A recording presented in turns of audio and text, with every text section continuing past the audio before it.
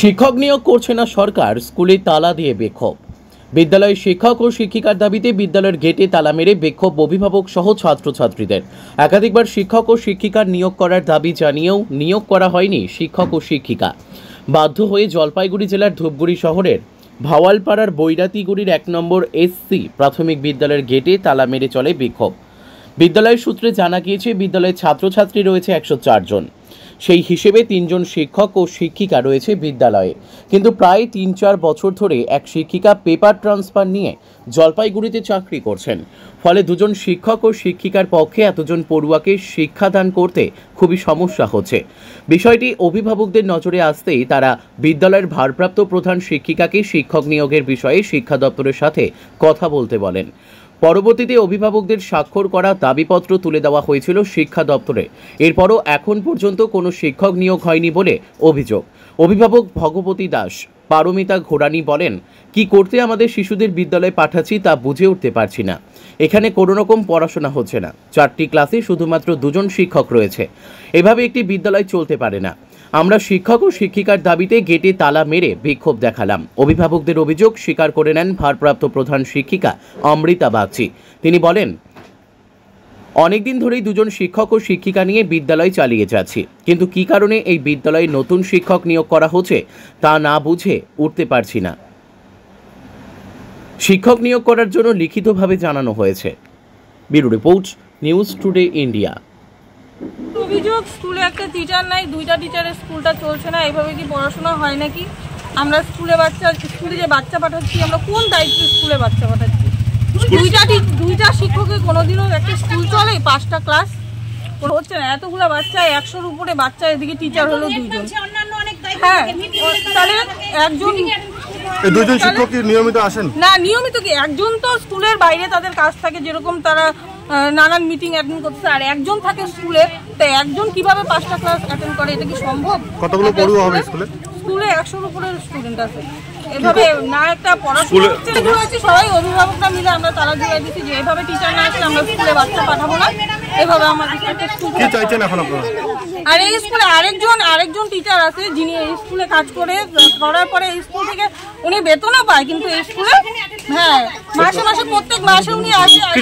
কি চাচ্ছেন এখন আপনারা? আমরা এখন চাচ্ছি এই স্কুলে টিচার চাই। মোট কথা আমাদের টিচার ছাড়া আমরা স্কুলে আর বাচ্চা পাঠাবো না, স্কুলে তালাই খুলবো না। আজকে কি বিক্ষোভ দেখাচ্ছেন? হ্যাঁ, এর জন্য আমরা বিক্ষোভ দেখাচ্ছি যে স্কুলে টিচার আসা হোক। এইভাবে আমরা বাচ্চা পাঠাইতে পারতেছি না।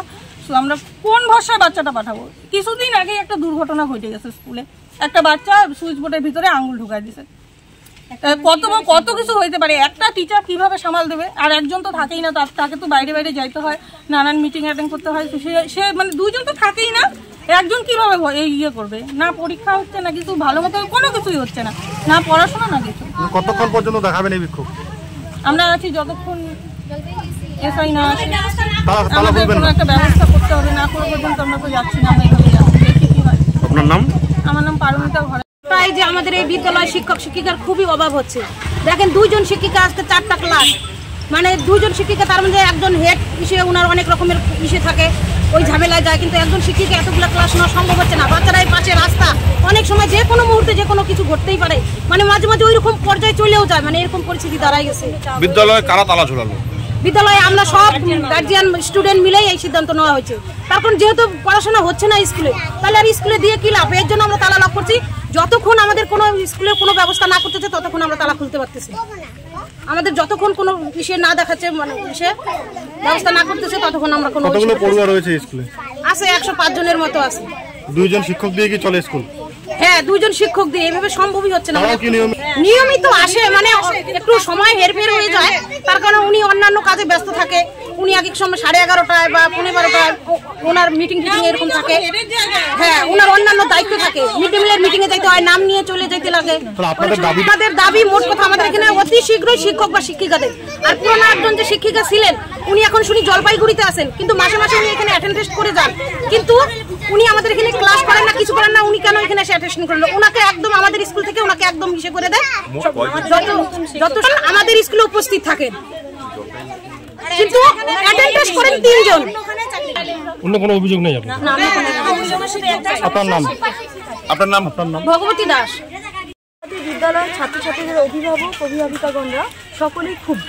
তার কারণ হলো বিদ্যালয়ে দীর্ঘদিন ধরে শিক্ষক শিক্ষিকার অভাব। বিদ্যালয়ে আমরা খাতায় কলমে 3 জন শিক্ষক শিক্ষিকা, কারণ আমরা 2 জন হলো বাস্তবে কাজ করছি। একজন ম্যাডাম যিনি পেপার ট্রান্সফারে জলপাইগুড়ি গভর্নমেন্ট গার্লস স্কুলে কর্মরত আছেন, তিনি পেপার ট্রান্সফার দীর্ঘদিন ধরে আজ থেকে নয় 2017 সালের আগস্ট মাস থেকে। তো এতদিন ধরে স্কুলের শিক্ষক শিক্ষিকার বঞ্চনা হচ্ছে এবং আমরা এতদিন ধরে মানে খাতায় কলমে যেহেতু 3 জন শিক্ষক শিক্ষিকা দেখাচ্ছে, তা সেক্ষেত্রে শিক্ষক আসছেও না। বাস্তব ক্ষেত্রে তো 3 জন নয়, আমরা 2 জন শিক্ষক শিক্ষিকা, 2 জনই শিক্ষিকা এবং একজন আমি টিআইসি হওয়ার জন্য ধরুন আমাকে বিভিন্ন রকম মিটিং অ্যাটেন্ড করতে হয়, এমডিএম এর ব্যবস্থা করতে হয়, স্কুলের বিভিন্ন রকম অ্যাক্টিভিটিস থাকে, সেটাতে আমি এনগেজ থাকি। তো একজন ম্যাডাম অনেক পক্ষে তার পক্ষে সম্ভব হয় না সবটা মেনটেন করা। আমাদের মোট ছাত্রছাত্রীর সংখ্যা হলো 104 জন। কি সমস্যা হচ্ছে? সমস্যা হচ্ছে প্রতিদিন যে এরা তো বাচ্চা শিশুরা, প্রত্যেকজন ক্লাসের মধ্যে তারা বড় নয় যে কিছুটা বুঝবে। ছোট ছোট শিশুদের মধ্যে কি হয়, তাদের মধ্যে মারামারি লাগে কোনো ক্ষেত্রে। সেক্ষেত্রে আমরা হয়তো কেউ অফিসিয়াল কাজে, প্রতিদিন আমাদের অফিস থেকে কাজ দেওয়া হয়, সেই কাজে আমরা মোবাইলে করতে ব্যস্ত, আমরা কাজে ব্যস্ত থাকি। সেই সময় হয়তো পঠন পাঠনের ক্লাসটা ব্যাহত হচ্ছে, বা কোনো বাচ্চা অসুস্থ হয়ে যাচ্ছে, তার সঙ্গে আমাকে দৌড়াতে পারছি না, সেইভাবে কাজ করতে পারছি না, ক্লাস করতে পারছি না ভালো করে এত কাজের মাধ্যমে। তো আমাদের প্রতিদিনই পড়াশোনায় ভীষণ পরিমাণে ব্যাহত হচ্ছে, এর জন্য আমরাও খুব মানে কষ্টে আছি। এসআইকে জানিয়েছেন? হ্যাঁ, আমরা এসআইকে জানিয়েছি, উনি বলেছিলেন রেজলিউশন করতে। সেবার আমরা সমস্ত গার্জিয়ানদের কাছ থেকে নিয়ে রেজলিউশন কপি জমাও করি, কিন্তু তার আজ থেকে প্রায় 2 মাস আগে হয়ে যায়, তাও আমরা কোনো পদক্ষেপ এসআই অফিস থেকে পাইনি। অনেক স্কুলে অনেক টিচার নিয়োগ হলো গত কয়েক বছরে, মানে 2019 সালে একটা রিক্রুট হলো, 2021 সালে একটা রিক্রুট হলো, সেই সময় আমরা কিন্তু সেরকম টিচার পাইনি। নতুন অনেক জায়গায় অনেক স্কুলে অনেক টিচার এসেছে, আমাদের স্কুলকে কেন ব্রাত্য করে রাখা হচ্ছে আমি বুঝলাম না। আপনার নাম? আমার নাম অমৃতা বাগ। কোন স্কুল এটা? Bairatiguri number 1 street primary school. অল্প খরচে সেরা মানের প্রতিষ্ঠিত কলেজ থেকে জিএনএম নার্সিং কোর্স করতে চান? তাহলে আজই যোগাযোগ করুন ওয়েস্ট বেঙ্গল নার্সিং কাউন্সিল এবং ইন্ডিয়ান নার্সিং কাউন্সিল অনুমোদিত টেরাই নার্সিং ইনস্টিটিউটে। অভিজ্ঞ শিক্ষক শিক্ষিকাদের তত্ত্বাবধানে এখানে অত্যন্ত যত্ন সহকারে জিএনএম নার্সিং কোর্স সম্পূর্ণ করানো হয়। আজই টেরাই নার্সিং ইনস্টিটিউটে জিএনএম নার্সিং কোর্সে ভর্তি হয়ে যান। ভর্তির জন্য আজই যোগাযোগ করুন 9933176656 এই নম্বরে, অথবা হোয়াটসঅ্যাপ করুন 9734965214 এই নম্বরে। Website https://www.terainarsing.com।